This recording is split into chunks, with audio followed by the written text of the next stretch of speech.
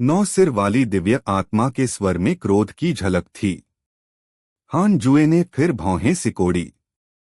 उसने सोचा कि वह 9वीं अराजकता से बात करने के बाद महान दाओ आपदा और अंतहीन युग का इंतजार कर सकता है। उसे उम्मीद नहीं थी कि एक और दाओ निर्माता प्रकट होगा। 9 सिर वाली दिव्य आत्मा ने आगे कहा, मैं उस अस्तित्व के बारे में ज्यादा कुछ नहीं कह सकती, अन्यथा मुझे खोज लिया जाएगा। आप जल्द से जल्द एक आदिम शैतानी उम्मीदवार चुनने की पूरी कोशिश कर सकते हैं। यह जरूरी नहीं है कि वह असली आदिम शैतानी हो। आखिरकार आदिम शैतानी एक किंवदंती है। आपको बस उसे आदिम शैतानी नाम देना होगा।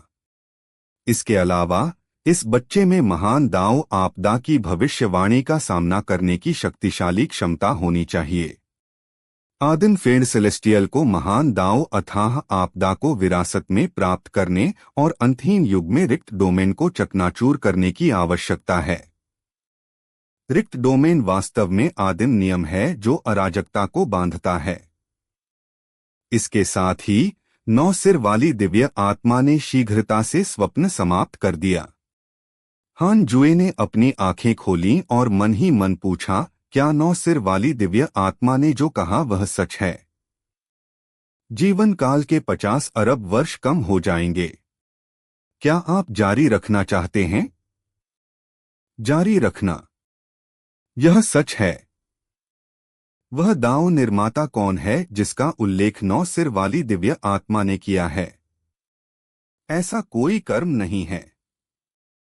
इसका अनुमान नहीं लगाया जा सकता। कौन सा दाओ निर्माता रक्त पिपासु है और अराजकता ऋषि क्षेत्र से ऊपर के अस्तित्वों का वध करेगा? जीवन काल के 2 क्वाड्रिलियन वर्ष कम हो जाएंगे। क्या आप जारी रखना चाहते हैं? तस्कत्स्क, यह निराकार पारलौकिक देवता और अराजक चेतना से भी अधिक शक्तिशाली था। हान जुए ने गुप्त रूप से जारी रखने का फैसला किया। उसके सामने एक संदेश प्रकट हुआ। अपार विनाश आदरणीय शितियान, प्रारंभिक चरण के दाओ निर्माता, अराजक देवता, प्रथम अराजकता के उत्तराधिकारी, 9वें अराजकता के निजी शिष्य। यह अभी भी शुरुआती चरण का दाओ निर्माता था। ऐसा लग रहा था कि 9वीं अराजकता का दमन बहुत मजबूत था, जिसने 3 दाओ रचनाकारों को तोड़ने से रोक दिया। यह व्यक्ति 9वीं अराजकता का निजी शिष्य भी था और उसे प्रथम अराजकता की विरासत मिली थी। कोई आश्चर्य नहीं कि वह अराजकता को शुद्ध करने की शक्ति प्राप्त कर सकता था। ऐसा लग रहा था कि 9 सिर वाली दिव्य आत्मा की तुलना में 9वीं अराजकता अथाह विनाश आदरणीय शितियान के करीब थी। हान हुआंग एक आदिम दानवीय था, लेकिन उसी युग में बहुत से राक्षसी व्यक्ति प्रकट हुए थे। उदाहरण के लिए दाओ सॉवरेन और जियांग जुएशी। वे दोनों भविष्य में दाओ निर्माता होंगे। किसी को यह जानना था कि पूर्व आदिम दानवीय दाओ निर्माता क्षेत्र तक नहीं पहुंचा था।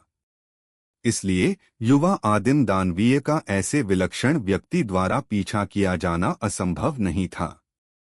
वास्तव में क्षमता के संदर्भ में हान हुआंग निश्चित रूप से एक अद्वितीय अस्तित्व था, लेकिन अन्य शीर्ष 10 प्रतिभाशाली लोगों के पास महान भाग्य था। हान जुए ने दाओ संप्रभु के बारे में सोचा। भविष्य के महान दाओ संप्रभु ने अंतहीन युग बनाने में योगदान दिया था और उन्हें महान दाओ संप्रभु की उपाधि दी गई थी। क्या उसे दाओ सॉवरेन को आदिम फेंड सेलेस्टियल बनाना चाहिए? हान जू को लगा कि यह संभव है। इस तरह हान हुआंग की भी सुरक्षा हो जाएगी। हान हुआंग बहुत सीधा था। उसके पास दाओ सॉवरेन जितना अनुभव नहीं था। अगर वह महान दाओ अथाह आपदा को भड़काता तो शायद उसे दूसरे लोग इस्तेमाल कर लेते। भूल जाओ, कोई जल्दी नहीं थी। मैं जानना चाहता हूं कि अथाह विनाश आदरणीय शितियान को अराजकता में उतरने में कितना समय लगेगा। जीवन काल के 2 क्वाड्रिलियन वर्ष घटा दिए जाएंगे। क्या आप जारी रखना चाहते हैं? जारी रखना, लगभग 1.9 अरब वर्ष डॉट। बहुत लंबा। इतनी जल्दी क्या थी? हान जुए ने अपनी आंखें घुमाईं और इस मामले को अपने दिमाग के पीछे फेंक दिया। जल्द ही वह पुनः खेती में लग गए। लाल आसमान में अंतहीन समुद्र उमड़ रहा था। समुद्र पर तरह तरह की बड़ी बड़ी हड्डियां लहरा रही थीं। अचानक एक प्राचीन शिवालय नीचे उतर आया। दाओ सॉवरेन, झाओ जुआन्युआन, जियांग, लाओ दान और हान ये उस पर खड़े थे। हान ये ने विश्वभेदी दिव्य मूल धनुष को अपनी पीठ पर उठा रखा था और वह आसपास के वातावरण का निरीक्षण कर रहा था। उसने उत्सुकता से पूछा, यह कौन सी जगह है? झाओ जुआन्युआन मुस्कुराया। यह हाल ही में प्रसिद्ध अराजकता की पारलौकिक महान दाओ दुनिया है। यह अराजकता की तरह ही अंतहीन है, लेकिन यह अराजकता द्वारा दबा दी गई है, जिसके कारण यह जगह उजाड़ है। हान ये ने भौहें सिकोड़ी। चूंकि यह उजाड़ है तो हम यहाँ क्यों हैं? जियांग यी ने गुस्से से कहा, यह केवल जीवित प्राणियों का उजाड़ है, लेकिन चूंकि यह अराजकता के बराबर है, इसलिए इसमें 3000 महान दाव और उच्च नियम हैं। हम स्वाभाविक रूप से नियमों को छीनने के लिए यहाँ हैं। लाओ दान ने अपनी दाढ़ी को सहलाया। यह सही है। अतीत में केवल 3000 महान दाव और 7 सर्वोच्च नियम थे। दिव्य शक्ति स्वर्गीय ऋषि के उदय से पहले 100 से थोड़े ज्यादा महान दाव ऋषि थे। यह पर्याप्त था। हालांकि कई युगों की प्रतिभाओं के बाद अधिक से अधिक महान दाव ऋषि प्रकट हुए। अराजकता के महान दाव अपर्याप्त हो गए। दंड के परम देवता ने सभी महान दावों को निजी तौर पर रहने की अनुमति नहीं दी। इसलिए शक्तिशाली आकृतियों ने अन्य 2 महान दाव दुनियाओं को निशाना बनाया। हान ये ने नाक भौं सिकोड़ी। तुम्हारी अपनी शक्ति ही असली चीज है। तुम महान दाव की शक्ति का उपयोग करके आसानी से खुद को खो सकते हो। लाओ दान ने उसकी ओर देखा और मुस्कुराया। तुम वाकई बहुत दूरदर्शी हो। अतीत में जीवन के स्वामी हुआंग जुनटियन को यह नुकसान उठाना पड़ा था और उन्होंने शाश्वत शिखर का अपना पद खो दिया था। दाओ सॉवरेन की अभिव्यक्ति बदसूरत हो गई। झाओ जुआन्युआन ने उसके विचारों को समझा और विषय बदल दिया। जल्दी करो और कार्रवाई करो। मैंने सुना है कि उत्तरी अराजकता के पवित्र भगवान पहले ही उतर आए हैं और कई शक्तिशाली लोगों को पीछे धकेल दिया है। यह आदमी शायद महान दाव के लिए लालची नहीं है, बल्कि महान दाव प्रोविडेंस दिव्य प्राधिकरण के लिए है। जियांग यी ने सिर हिलाया और प्राचीन शिवालय को आगे बढ़ने के लिए नियंत्रित किया। हान ये की पीठ पर विश्वभेदी दिव्य मूल धनुष अचानक कंपन करने लगा, जिससे उसकी भौहें तन गईं। लाओ दान ने दिव्य धनुष को देखा और मुस्कुराया। लगता है इस खजाने ने भी प्रतिक्रिया व्यक्त की है। आगे बहुत बड़ी लड़ाई होगी। दाओ सॉवरेन खड़े हो गए, उनके वस्त्र फड़फड़ा रहे थे। उन्होंने गर्व से कहा, बहुत समय हो गया है जब से मैंने कोई मैच देखा है। mynovelfull.com पर पढ़ने के लिए धन्यवाद। 000 रेडिट। नया अध्याय 1022 सम्राट स्टार का उदय। वक्त निकल गया। 2 लाख से अधिक वर्ष बीत गए। पता चला है कि आप 40 मिलियन वर्ष पुराने हैं और आपका जीवन एक और कदम आगे बढ़ गया है। आपके पास निम्नलिखित विकल्प हैं। एक, एकांतवास से तुरंत बाहर निकलें और अराजकता में अंतिम मूल दुनिया को खोलें।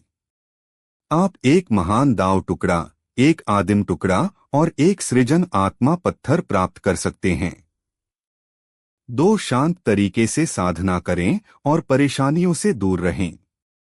आप एक महान दाव टुकड़ा, एक आदिम टुकड़ा और एक सृजन आत्मा पत्थर प्राप्त कर सकते हैं। आपने सृजन स्वर्ग का चुना हुआ प्रयास प्राप्त कर लिया है। हान जुए ने चुपचाप दूसरा विकल्प चुना। इस बार सिस्टम बहुत विश्वसनीय था। दोनों विकल्पों के लिए पुरस्कार समान थे।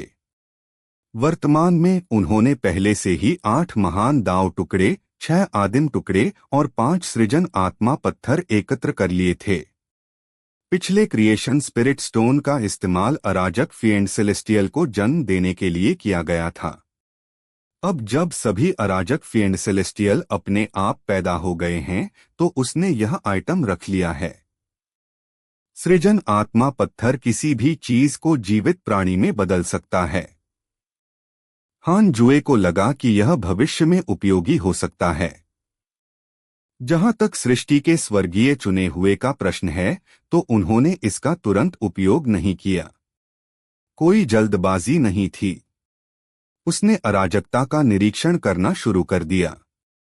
इतने सालों के बाद हान ये और हान याओ पहले से ही बड़े हो गए थे।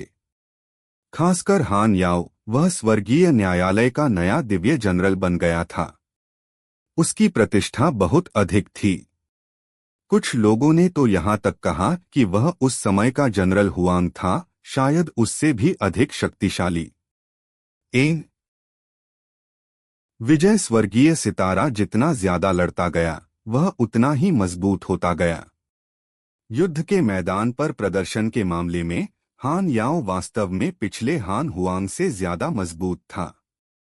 यह मुख्य रूप से इसलिए था क्योंकि हान हुआंग ने हमेशा किसी भी लड़ाई में जीत हासिल की थी, हान याओ के विपरीत जो कभी कभी नुकसान में था, लेकिन उसने अपने महान प्रोविडेंस पर भरोसा किया और अकेले ही स्थिति को बदल दिया। इसलिए उसने एक बड़ी भावना पैदा की। हान जुए हान याओ के प्रदर्शन से बहुत संतुष्ट था। यह बच्चा उसकी 10,000 साल की शिक्षा के योग्य था। उसने विजय स्वर्गीय सितारे की विशेषताओं को स्पष्ट रूप से प्रदर्शित किया। हान ये भी वही था। उसने दाओ सावरेन और अन्य 3 का अनुसरण किया और हर जगह नकारात्मक कर्म वाले जीवों का वध किया। उसकी साधना हान याओ की तुलना में कमजोर नहीं थी, शायद थोड़ी ज्यादा मजबूत थी। यह कहना जरूरी था कि दाओ सावरेन और अन्य 3 वास्तव में थोड़े बदकिस्मत थे। वे जहां भी गए लड़े। अब 4 का समूह 5 का समूह बन गया था। पहले के विपरीत वे शायद ही कभी गंभीर रूप से घायल हुए हों। ऐसा लग रहा था कि उन्होंने पूरी तरह से वापसी कर ली है।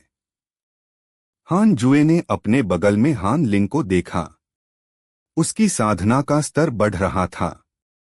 वह अचानक उसके युद्ध में शामिल होने का इंतजार करने लगा।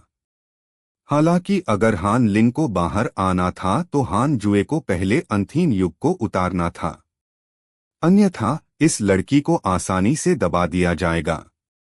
हालांकि वह यह नहीं जानता था कि उसे सृष्टिकर्ता प्रभु क्षेत्र को प्राप्त करने के लिए 9वीं अराजकता पर निर्भर रहना होगा या फिर अनंत युग के दौरान रिक्त क्षेत्र को तोड़ने के लिए आदिम फिंड सेलेस्टियल पर निर्भर रहना होगा। हान लिंग ने उसकी नजर महसूस की और अपनी आंखें खोली। उसने पूछा, पिताजी क्या हुआ? हान जुए ने मुस्कुराते हुए कहा, मैं आपके आने से होने वाले हंगामे के बारे में सोच रहा हूं। हान लिंग मुस्कुराया और बोला, पिताजी आप क्या कह रहे हैं? अगर मैं बाहर भी चला जाऊं तो कोई हंगामा नहीं होगा। मैं उस तरह का व्यक्ति नहीं हूं। हान जुए ने उसका पर्दाफाश नहीं किया। पिता और पुत्री ने बातचीत जारी रखने से पहले कुछ देर तक बातचीत की।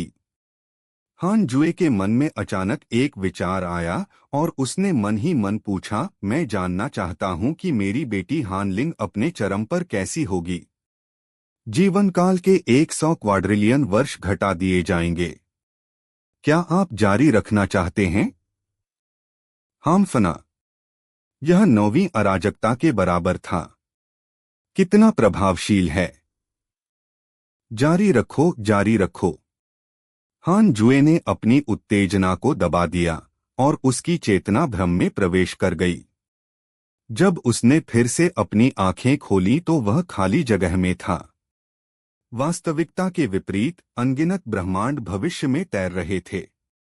हर काले शून्य में अनगिनत सितारे या विशाल महान दाव दुनियाएं थीं। हान जुए ने ऊपर देखा और उसका मूड अवचेतन रूप से उज्ज्वल हो गया। अंतहीन युग। यह अराजकता से भी अधिक भव्य और विशाल था।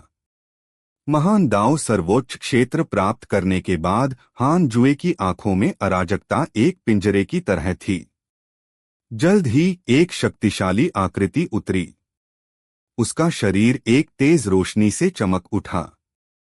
7 महान दाव दुनियाएं उसके पैरों के नीचे, उसके बगल में और उसके सिर के ऊपर खड़ी थीं। यहां तक कि हान जुए को भी उसकी ओर देखना पड़ा। हान लिंग। हान जू ने बेवजह पवित्र मां के बारे में सोचा। यह उसकी पूरी प्रतिकृति थी। पीठ पर रखे हुए थे और उसने चांदी का दिव्य कवच पहना हुआ था। उसकी कमल की पोशाक दिव्य रंगों की तरह लहरा रही थी। उसके लंबे बाल उसके मुकुट के नीचे झरने की तरह बिखरे हुए थे। आसपास के 7 महान दाव संसारों ने दिखाया कि वह सर्वोच्च और अद्वितीय थी। कितना पवित्र और प्रभुत्वशाली। हान जुए ने अंततः आदि सम्राट सितारे की महिमा देखी। उसने अचानक हान लिंग के सामने 2 आकृतियां देखीं। वे अरबों फीट ऊंची थीं और दबंग भी थीं। हालांकि वे हान लिंग के सामने पहाड़ की तलहटी में पत्थरों की तरह थीं, बेहद छोटी। हान याओ। पहले वाले ने काला कवच पहना था, जबकि दूसरे वाले ने चांदी का कवच पहना था। एक काला था और दूसरा सफेद, यिन और यांग। तस्कत इस लड़की ने फिर भी मेरी बात सुनी। उसने वाकई इन 2 बदमाशों को अपने अंदर समा लिया। हान जुए मन ही मन हंसा। वह हान लिंग के रवैये से बहुत संतुष्ट था। कम से कम यह लड़की आज्ञाकारी थी। वह वास्तव में चिंतित था कि हान लिंग उन दोनों से ईर्ष्या करेगा और उन्हें बर्दाश्त नहीं करेगा। हान जुए जितना अधिक उन तीनों को देखता, उतना ही अधिक वह उन्हें पसंद करता। सम्राट सितारा, हत्या सितारा, विजय सितारा। यह स्वर्ग में बनी जोड़ी थी।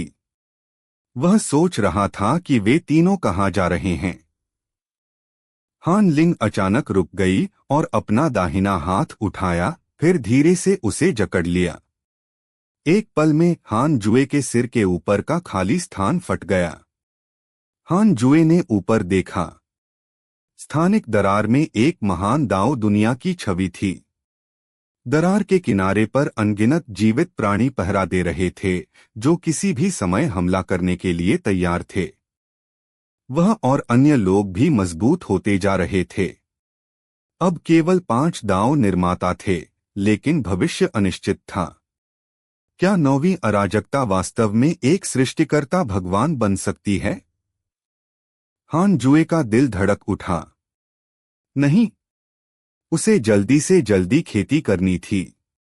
खेती के मामले में 9वीं अराजकता को पकड़ने में उसे बहुत समय लगेगा।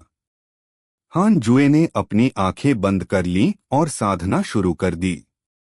स्वर्गीय दाव, 33वें स्वर्ग के बाहर, हान पवित्र महल। हान किंगर ने मुस्कुराते हुए कहा, 5वें भाई, इतने सालों के बाद भी आपने महान दाव हासिल नहीं किया है। आप हमारे हान परिवार के लिए थोड़े शर्मनाक हैं। मेज के शीर्ष पर बैठा मध्यम आयु वर्ग का व्यक्ति ली याओ का पुत्र हान युनजिन था।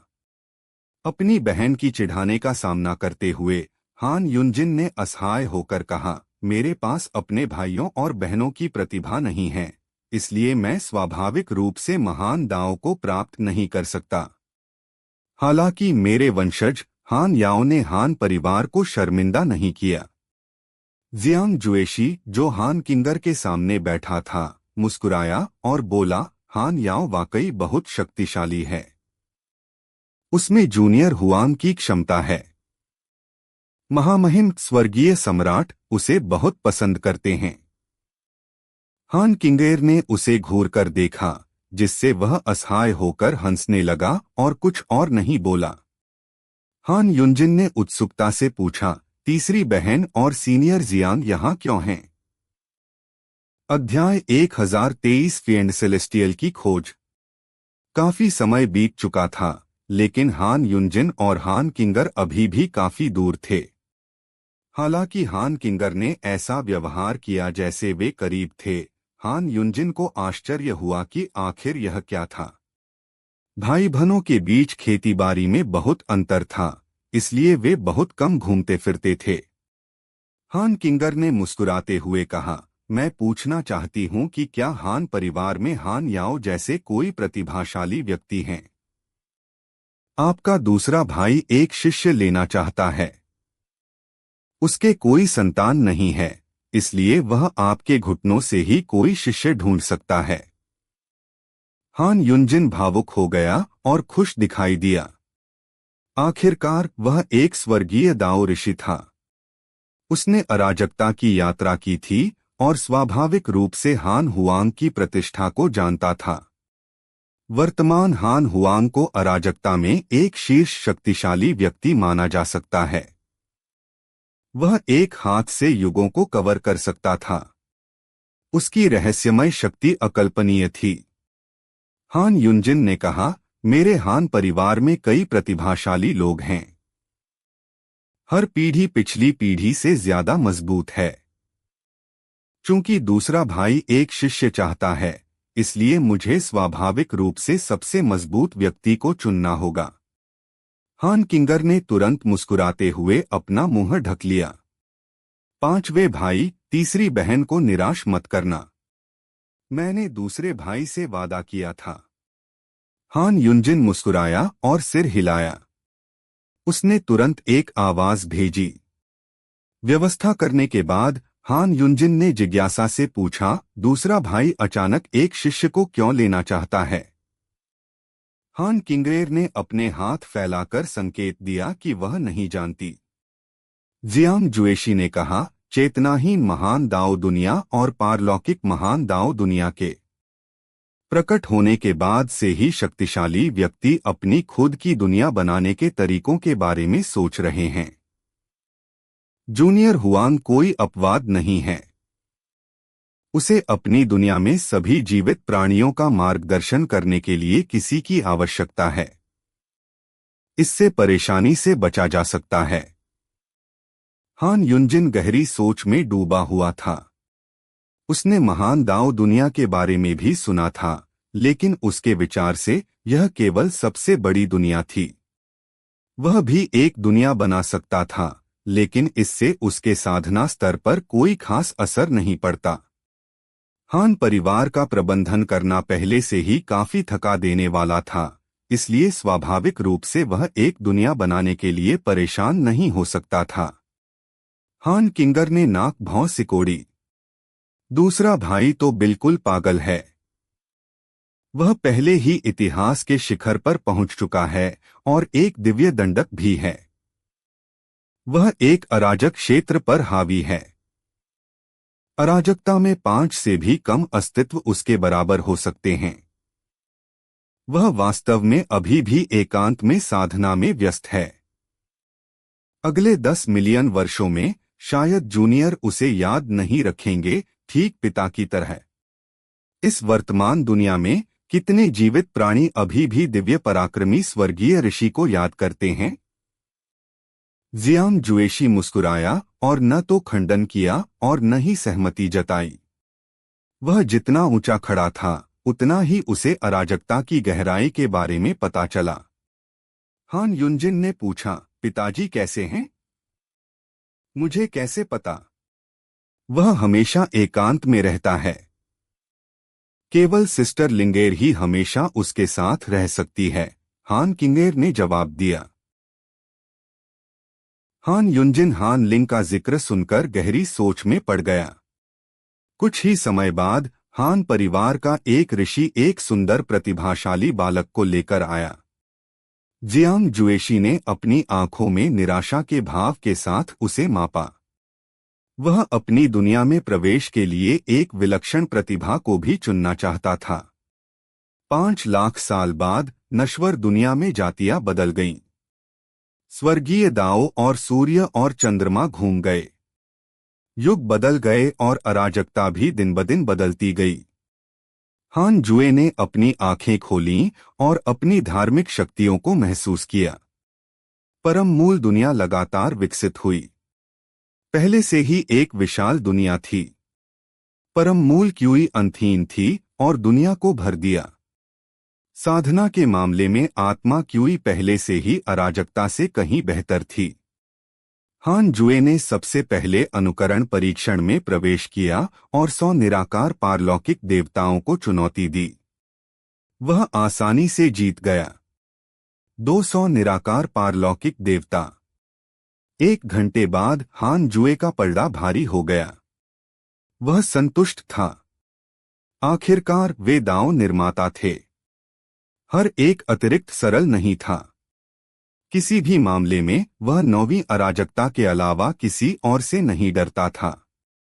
हान जुए को याद आया कि दंड के परम देवता ने हजारों वर्ष पहले उसे स्वप्न में एक अनुरोध भेजा था, लेकिन वह एकांत में व्यस्त था और उसने उसे अनदेखा कर दिया था। अब उसने दंड के परम देवता को एक स्वप्न भेजा। स्वप्न अराजक शून्य था। दंड के परम देवता ने उसे देखते ही तुरंत सिर झुका लिया। हान जुए ने मुस्कुराते हुए पूछा, हाल ही में अराजकता स्थिर हो गई है। महान दाओ दिव्य आत्माओं की संख्या में बहुत वृद्धि हुई है। अधिपति और प्राचीन दिग्गज सभी आपकी बात सुनते हैं। आप मेरे सपनों में क्यों आ रहे हैं?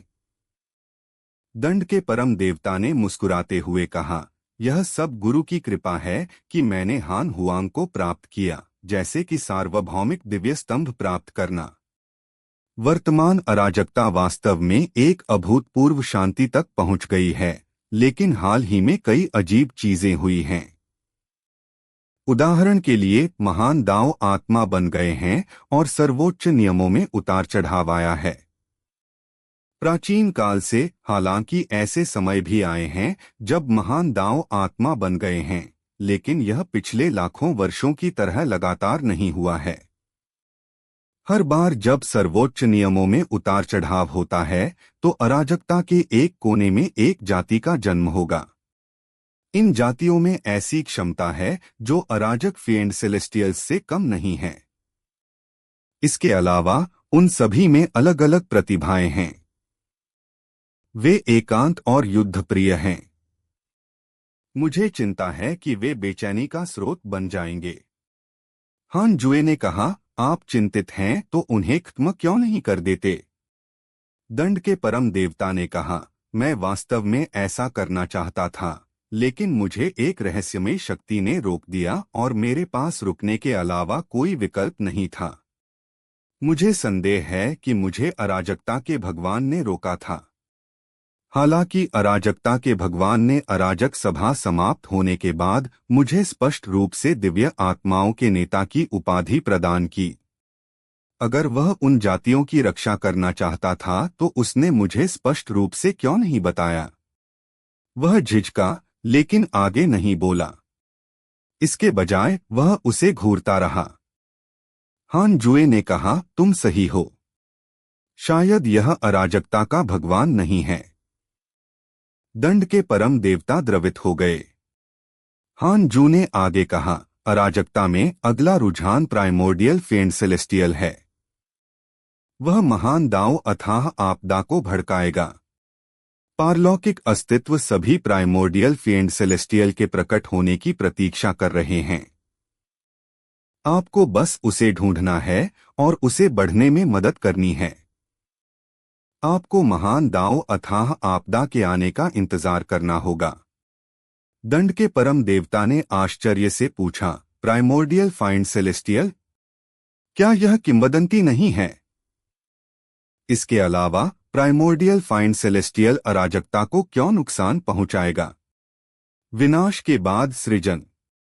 आपको बस इसे खोजने और इसे विकसित होने देना है। हान जुए ने अपना सिर हिलाया। दंड के परम देवता ने मौन होकर विचार किया। हान जुए ने यह नहीं बताया कि हान हुआंग आदिम शैतान था। वह चाहता था कि हान हुआंग खुद को साबित करे। मैं समझ गया। आपके मार्गदर्शन के लिए धन्यवाद, गुरुजी। दंड के परम देवता ने आदरपूर्वक सिर झुकाया। सपना खत्म हो गया। हान जुए की चेतना वास्तविकता में लौट आई। उसने अपनी आंखें खोलीं और अराजकता को देखा। वे पुराने दोस्त पहले से ही सभी दिशाओं में नेता बन चुके थे। वे बहुत प्रभावशाली थे और अब वे पहले जैसे नहीं थे जब वे पहले लड़ते थे। इतना खराब भी नहीं। हान जुए को अपनी वर्तमान जिंदगी बहुत पसंद थी। उसे भविष्य की चिंता नहीं थी। उसने उन जातियों पर ध्यान दिया जिनका उल्लेख दंड के परम देवता ने किया था। उनमें से दर्जनों पहले से ही मौजूद थे, सभी अराजकता के किनारों पर बिखरे हुए थे। पहली नजर में वे अंदर के किनारों से विकसित होते हुए प्रतीत हुए। ये जातियां बहुत अजीब थीं। उनके पास शरीर नहीं था और उनकी आत्माएं आकार की थीं। वे लगभग इंसानों जैसी नहीं दिखती थीं। किसी को यह जानना था कि मानव जाति के पास जन्मजात दाओ शरीर था। यह एक ऐसा शरीर था जिसे दाओ पूर्वजों ने दाओ तकनीकों का अध्ययन किया था और यह साधना और परिवर्तन के लिए सबसे उपयुक्त था। यही कारण है कि नुवा ने इसका उपयोग मनुष्यों को बनाने के लिए किया और उन्हें स्वर्गीय दाओ के नायक की उपाधि से सम्मानित किया गया। हान जुए को इन जातियों की गणना करने की परवाह नहीं थी। वह सीधे हस्तक्षेप नहीं कर सकता था, भले ही यह दांव निर्माता की साजिश हो। वर्तमान में हर कोई अपने काम से मतलब रख रहा था और अच्छा कर रहा था। क्या वह यही नहीं चाहता था? जब तक हान जुए को समय दिया जाता, तब तक कोई भी उससे अधिक तेजी से साधना नहीं कर सकता था। उसकी नजर दाओ सॉवरेन समेत पांचों पर पड़ी। वे अभी भी पारलौकिक महान दाओ दुनिया में थे। अब पारलौकिक महान दाओ दुनिया पूरी तरह से उजागर हो चुकी थी। यह अंधेरे में छिपती थी, लेकिन अब ऐसा लग रहा था कि इसे अराजकता निगल रही है। हान जुए एक नजर में देख सकता था कि दोनों दुनियाएं एक हो रही थीं। यह केवल पारलौकिक महान दाओ विश्व ही नहीं था। चेतनाविहीन महान दाओ विश्व भी अराजकता के साथ विलीन हो रहा था।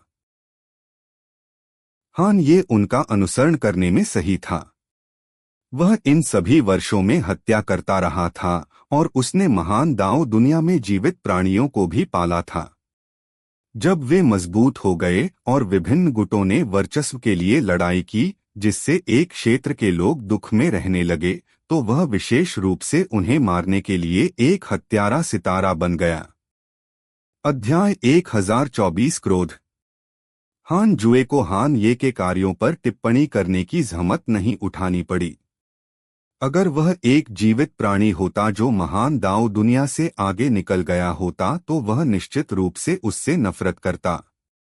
हालांकि साधना के दृष्टिकोण से उसके पास कहने के लिए कुछ नहीं था। मनुष्य दूसरी जातियों के जीवों को पालना पसंद करते थे। उन्हें श्रम या भोजन के स्रोत के रूप में इस्तेमाल किया जाता था। यह हान यी के कार्यों से अलग नहीं था। हान जुए तब तक हस्तक्षेप नहीं करेगा जब तक वह उसे मार नहीं देता। हान ये की साधना का स्तर बहुत तेजी से बढ़ा। हत्या के अलावा यह दाओ संप्रभु और अन्य 3 से भी संबंधित था। उन चारों के बारे में कहा जा सकता है कि उन्होंने हान ये को वह सब कुछ सिखाया जो वे जानते थे और यहाँ तक कि महान दाओ प्रोविडेंस दिव्य प्राधिकरण की समझ के बारे में भी बात की। हान जुए दाओ सॉवरेन और अन्य 3 से बहुत संतुष्ट थे। उनके पास अच्छा निर्णय था। लाखों वर्षों के बाद दाओ सॉवरेन और अन्य 2 अपनी जड़ों को नहीं भूले। लाओ डैन ने भी कोई योजना नहीं बनाई। क्लोन और मुख्य शरीर स्वतंत्र लग रहे थे। हान जुए ने अन्य शिष्यों की ओर देखा। झो फैन, जियांग जुएशी, लोंगहाओ, फांग लियांग और अन्य लोग भी अच्छा कर रहे थे। स्वर्गीय दाओ के निजी शिष्य भी अत्यंत शक्तिशाली और असहनीय अहंकारी थे। जहां तक हान तुओ, हान हुआंग और हान किंगर की बात है, तो पहले दो लोग एकांत में व्यस्त थे। हान किंगर जियांग जुएशी के साथ घूमता था। हान जुए ने मुख्य दाओ फीड में टेलीपोर्ट किया और हान यू को बुलाया। हान यू नेदर रेस के 10,000 सदस्यों का नेता था। उस समय मैगस रेस को स्वर्गीय दाओ द्वारा निष्कासित कर दिया गया था। मैगस रेस अपने नुकसान को कवर करने के लिए महारानी हॉटू ने नेदर रेस की स्थापना की और उन्हें बेहद मजबूत प्रतिभा दी, जिससे उनकी प्रजनन क्षमता छीन ली गई। अब तक केवल 10,000 नेदर रेस के सदस्य ही थे। हालांकि उन्हें कोई हताहत नहीं हुआ क्योंकि वे पूरे साल 100 पीक इम्मोर्टल नदी में रहते थे।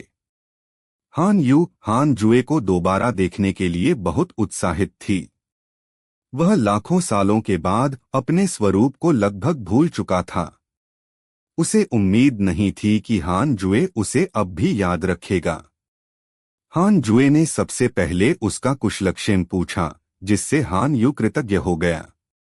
हान यू, मैं चाहता हूं कि 10,000 नेदर रेस के सदस्य मेरे अधिकार क्षेत्र के अंतर्गत आने वाली दुनिया में चले जाएं और देवता बन जाएं और सभी जीवित प्राणियों का नेतृत्व करते हुए जीवित रहें।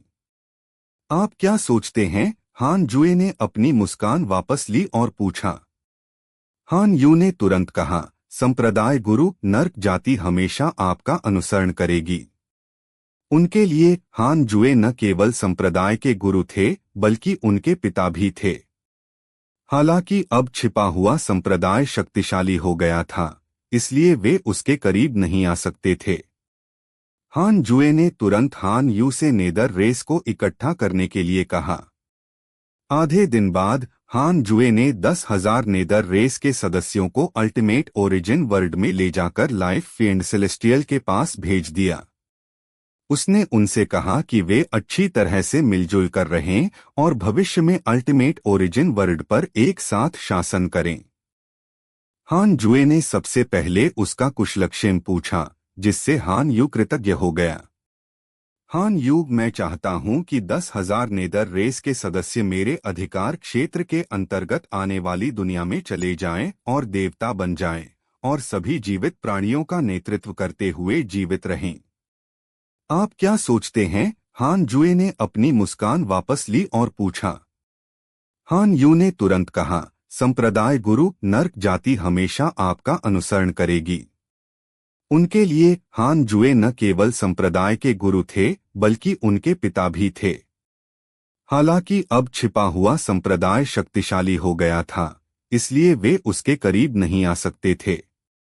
हान जुए ने तुरंत हान यू से नेदर रेस को इकट्ठा करने के लिए कहा। आधे दिन बाद हान जुए ने 10,000 नेदर रेस के सदस्यों को अल्टीमेट ओरिजिन वर्ल्ड में ले जाकर लाइफ फील्ड सेलेस्टियल के पास भेज दिया। उसने उनसे कहा कि वे अच्छी तरह से मिलजुल कर रहें और भविष्य में अल्टीमेट ओरिजिन वर्ल्ड पर एक साथ शासन करें। लाइफ फील्ड सेलेस्टियल वर्तमान में अल्टीमेट ओरिजिन वर्ल्ड में सबसे शक्तिशाली फील्ड सेलेस्टियल था। इसमें पहले से ही ग्रेट दाओ कल्टीवेशन था।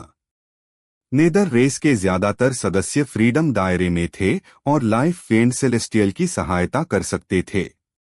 लाइफ फील्ड सेलेस्टियल ने हान जू की मौजूदगी में नेदर रेस को धमकाने की हिम्मत नहीं की। इसके अलावा उसने लंबे समय से देखा था। लाइफ फील्ड सेलेस्टियल सौम्य था और दिखने में जितना क्रूर था उतना नहीं था। हान जुए उसे निर्देश देने के बाद तीसरे दाओ क्षेत्र में लौट आया। उठीन, क्या हान हुआंग सबसे उपयुक्त व्यक्ति नहीं था? चूंकि हान जू एक अराजक शैतान था, इसलिए कोई भी जीवित प्राणी यह नहीं सोच सकता था कि हान हुआंग एक आदिम शैतान था। एक अराजक शैतान से एक आदिम शैतान कैसे पैदा हो सकता है? हालांकि आदिम फील्ड सेलेस्टियल अस्तित्व में नहीं था। मास्टर के अनुसार वह एक को चुन सकता था।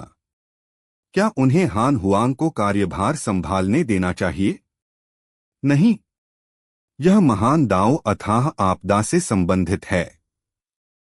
आदिम शैतान तोप का चारा बन सकता है, प्राचीन काल से सभी अस्तित्व जो आपदा के नायक के रूप में सेवा करते थे, वे अच्छी तरह से नहीं मरते थे। दंड के परम देवता ने कहा, हान हुआंग, मैं इस बार महान दाओ आपदा के बारे में तुम्हें खोज रहा हूँ। हान हुआंग ने अपनी आंखें खोली और पूछा, महान दाओ अथाह आपदा? कृपया बोलें। महान दाओ अथाह आपदा पहले से ही आ रही है। इसमें 10 मिलियन वर्ष या सैकड़ों मिलियन वर्ष लग सकते हैं। हमें उसके आने से पहले आदिम फेंड सेलेस्टियल को ढूंढना होगा, दंड के परम देवता ने धीरे से कहा। हान हुआंग की अभिव्यक्ति में कोई बदलाव नहीं आया, लेकिन वह सतर्क हो गया।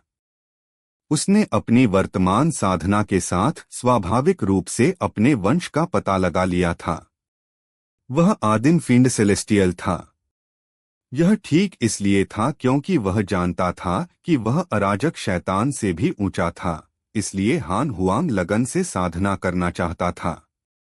हालांकि उसने अराजक सभा में शाश्वत शिखर प्राप्त कर लिया था, लेकिन उसने 10 निरपेक्षों को पीछे नहीं छोड़ा था। उसे अभी भी विभिन्न गुटों द्वारा उसी स्तर का एक विलक्षण व्यक्ति माना जाता था। वह इसे कैसे बर्दाश्त कर सकता था? हान हुआंग एक आदिम राक्षस के रूप में स्वाभाविक रूप से अभिमानी था तथा अराजक राक्षस की तुलना में अधिक प्रतिभाशाली था।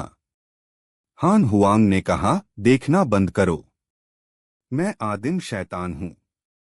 दंड के परम देवता भावुक हो गए। प्राइमोर्डियल फेंड सेलेस्टियल महान दाओ अथाह आपदा की कुंजी है। आप दिखावा नहीं कर सकते। मैं आपको ढूंढ रहा हूं क्योंकि मुझे उम्मीद है कि आप इसे ढूंढने में मेरी मदद कर सकते हैं। हान हुआंग खड़ा हो गया और उसे घूरने लगा। मैं आदिम शैतान हूं। मैं जानता हूं कि तुम किस खतरे की बात कर रहे हो, लेकिन मैं खतरे में हूं। देखना बंद करो। दंड का परम देवता चुप था। हान हुआंग उसका रवैया देखकर और भी क्रोधित हो गया। क्या ऐसा हो सकता है कि तुम्हें मुझ पर विश्वास नहीं है? दंड के परम देवता ने कड़वी मुस्कान दी। मुझे तुम पर विश्वास है। अभी के लिए बस इतना ही। अच्छी तरह से खेती करो। जहां तक महान दाओ अपार आपदा का सवाल है, तो उसके कोई संकेत नहीं हैं अभी तक। इसके साथ ही वह गायब हो गया। हान हुआंग ने ध्यान लगाया और उसकी आंखों से बैंगनी रंग की रोशनी निकली। महान दाओ अथाह विपत्ति। शायद यह मेरे लिए उच्चतर क्षेत्र में पहुंचने का अवसर है। हान हुआंग ने चुपचाप सोचा और अपनी मुट्ठियां भींच लीं। वह वास्तव में महान दाओ अथाह आपदा की प्रतीक्षा करने लगा। उसकी आत्मा की गहराई में एक दुनिया पहले से ही स्थापित हो चुकी थी। अभी भी एक लंबा समय बाकी था, इससे पहले कि यह आदिम अराजकता में बदल जाए। वह इससे परेशान था। अब महान दाओ अथाह आपदा ने उसे आशा की एक किरण दी थी। हान हुआंग ने ध्यान नहीं दिया कि उसके पीछे पीले क्यूई के टुकड़े दिखाई दिए। वे एक मानव रूप में बढ़ रहे थे और संघनित हो रहे थे। अचानक उसे एहसास हुआ कि कुछ गड़बड़ है, तभी वह पलटा। पीले क्यूई से घिरा एक सिर उसके सामने आया। दोनों के बीच आधे मीटर से भी कम की दूरी थी। उसके सिर पर बिखरे हुए बाल थे और चेहरा लाल भूत जैसा था। उसकी आंखें धंसी हुई थीं और उनमें सफेदी नहीं थी। उसकी पुतलियां सांप और बिच्छुओं की तरह थीं जो उसे घूर रही थीं। हान हुआंग घबराया नहीं और शांति से पूछा, आप कौन हैं? पीले सिर वाला व्यक्ति भयावह ढंग से मुस्कुराया। प्राइमोर्डियल फेंड सेलेस्टियल, क्या आप अराजकता में रहने के लिए तैयार हैं? हान हुआंग ने अपनी आंखें सिकोड़ लीं। तुम्हें पिछले 10 लाख सालों से मुझ पर जासूसी करनी चाहिए थी, है ना? यह सही है। यदि आप आदिकालीन अराजकता पैदा करना चाहते हैं, तो मैं आपकी मदद कर सकता हूं। ओह, तो फिर तुम क्या चाहते हो? आपकी तरह मेरे पास भी एक दुनिया है जिसे बनाने की जरूरत है, लेकिन मैं अराजकता से दबा हुआ हूं और कुछ नहीं कर सकता। अध्याय 1025 सिमुलेशन परीक्षण का उन्नयन। पीले सिर वाले की बातें सुनकर हान हुआंग ने पूछा, तुम क्या कर सकते हो? पीले क्यूई सिर ने मुस्कुराते हुए कहा, चलो महान दाव अपार आपदा पर एक साथ चर्चा करते हैं। मैं आपकी सबसे बड़ी मदद बनूंगा और आपकी पीठ पीछे कार्रवाई नहीं करूंगा और लाभ का आनंद लूंगा। हान हुआंग मुस्कुराया, यदि आप सहयोग करना चाहते हैं तो आपको पहले अपनी ताकत साबित करनी होगी। मुझे। बूम। हान हुआंग के शरीर से एक भयानक आभा फूट पड़ी। उसके वस्त्र हिंसक रूप से फड़फड़ाने लगे, जबकि अस्पष्ट आदिम क्यूई तूफान की तरह उसके शरीर के चारों ओर लिपट गई। वह असहनीय रूप से अहंकारी था। पीला सिर धीरे धीरे पीछे हटा और मुस्कुराया, जैसा कि आदिम फेंड सेलेस्टियल से उम्मीद की जाती है। इस तरह की आभा को महान दाव सुप्रीमों के बीच अजेय माना जाता है। हान हुआंग ने नाक सिकोड़ी। पीले सिर ने पीली क्यूई को संघनित करना शुरू कर दिया। सिर के नीचे से मांस और रक्त बाहर निकल आया, जिससे अत्यंत तेज गति से एक शरीर का निर्माण हुआ। हान हुआंग ने धैर्यपूर्वक इंतजार किया, वह भी दूसरे पक्ष की ताकत देखना चाहता था। अराजक सभा समाप्त होने के बाद से ही वह अपने दिल की इच्छानुसार नहीं लड़ा था। आदिम शैतान, आपकी क्षमता प्रभावशाली है, लेकिन प्राचीन काल से कितने प्रतिभाशाली लोग हुए हैं। आपने केवल करोड़ों वर्षों तक साधना की है। मेरे लिए आपका जीवन नश्वर लोगों के लिए समय की एक सांस की तरह है, पीले सिर ने सार्थक रूप से कहा। हान हुआंग ने भौहें सिकोड़ी। चलो पहले लड़े। लाखों वर्ष बीत गए। पता चला है कि आपकी आयु 50 मिलियन वर्ष है और आपका जीवन एक और कदम आगे बढ़ गया है। आपके पास निम्नलिखित विकल्प हैं। सिमुलेशन परीक्षण का उन्नयन शुरू हो गया है। उसे वास्तव में प्रतीक्षा करनी पड़ी। हान जुए ने महान दाव टुकड़े पर ध्यान केंद्रित किया। 9 महान दाव टुकड़े एकत्र किए गए थे, लेकिन उसे महान दाव रहस्यमय शक्ति की आवश्यकता नहीं थी। बेहतर होगा कि उन्हें रख लिया जाए, क्योंकि भविष्य में वे उपयोगी हो सकते हैं। 9 महान दाव अंश एक महान दाव रहस्यमय शक्ति का निर्माण कर सकते हैं। 99 के बारे में क्या? हान जुए इसका इंतजार कर रहा था। चूंकि उसके पास करने को कुछ नहीं था, इसलिए हान जुए ने आराम करने का फैसला किया। उसने हान लिंग की ओर देखा। हान लिंग ने अपनी आंखें खोलीं और हान जुए की नजर को महसूस करते हुए उसके निर्देशों की प्रतीक्षा करने लगी। इस लड़की की साधना पहले ही सिद्ध महान दाव सर्वोच्च क्षेत्र तक पहुंच चुकी थी। तेज। हालांकि हान जुए की तुलना में यह अभी भी बहुत धीमा था। आखिरकार पिता और बेटी की उम्र में केवल 10 मिलियन साल का अंतर था। हान जुए अपनी उम्र में ही दाव निर्माता बन चुकी थी। क्या आप हाल ही में खेती से परेशान हैं? हान जुए ने पूछा।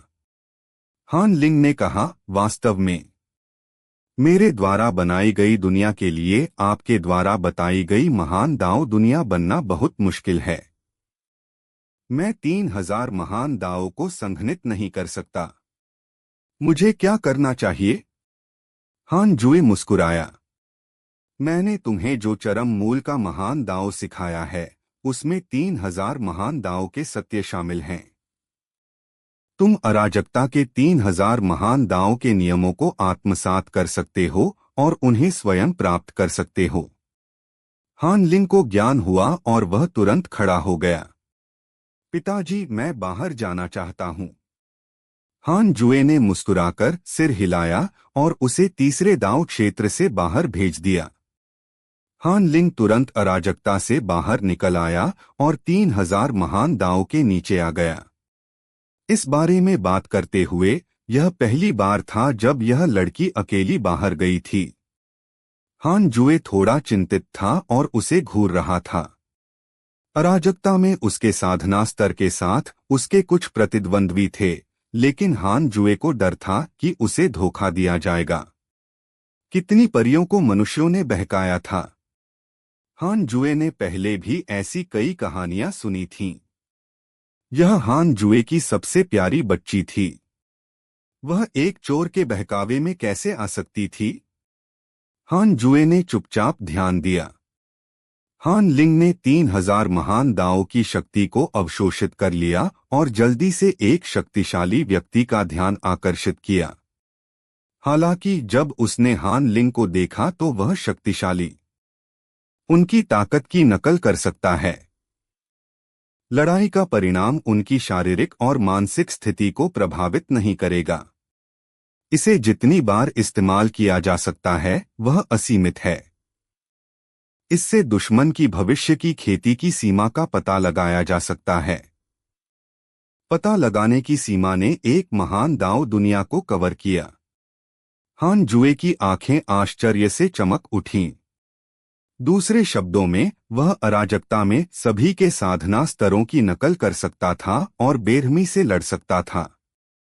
वह उनके भविष्य के स्वयं से भी लड़ सकता था। हान जुए अच्छे मूड में था। उसने तुरंत पूरे कैओस की नकल की और सिमुलेशन ट्रायल शुरू कर दिया। उन्होंने सभी जीवित प्राणियों को सीधे चुनौती दी और व्यवस्था से उनकी साधना की भविष्य की सीमा निर्धारित करने को कहा। बहुत खूब।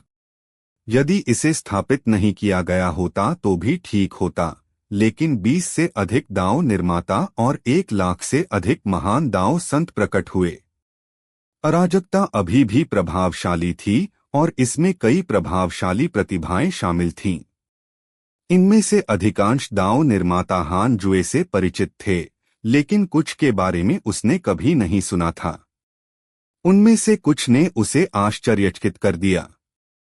वे भी दांव निर्माता बन सकते हैं? उसने सचमुच उनका गलत आकलन किया था। हान जुए ने युद्ध पर ध्यान केंद्रित करना शुरू कर दिया। 5 मिनट बाद उसने अराजकता में सभी जीवित प्राणियों को नष्ट कर दिया। बिल्कुल भी दबाव नहीं। हान जुए ने अकेले ही निराकार पारमार्थिक देवता से लड़ना शुरू कर दिया। उसने पाया कि निराकार पारमार्थिक देवता की सीमा अब से ज्यादा मजबूत नहीं थी। ठीक इसी तरह हान जुए सिमुलेशन परीक्षण में डूब गया। हजारों साल बाद हान लिंग ने नियमों की शक्ति का अवशोषण समाप्त कर दिया और जाने के लिए तैयार हो गई। अचानक उसने दूरी पर एक आकृति देखी जो महान दाओं की शक्ति को अवशोषित कर रही थी।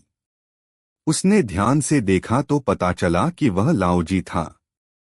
हान लिंग ने अपने पिता से लाओजी के बारे में सीखा था और उसका असली रूप जानती थी। वह अराजकता का एक शीर्ष शक्तिशाली व्यक्ति था। लाओजी ने उसकी नजर को महसूस किया और अभिवादन के तौर पर थोड़ा सिर हिलाया। हान लिंग ने सिर झुकाया और जाने के लिए तैयार हो गया। युवा मित्र हान लिंग, मैं कुछ कहना चाहता हूं, लेकिन क्या आपको लगता है कि मुझे यह कहना चाहिए? लाओजी की आवाज अचानक उसके कानों में पड़ी। 0 0 0। रेडिट।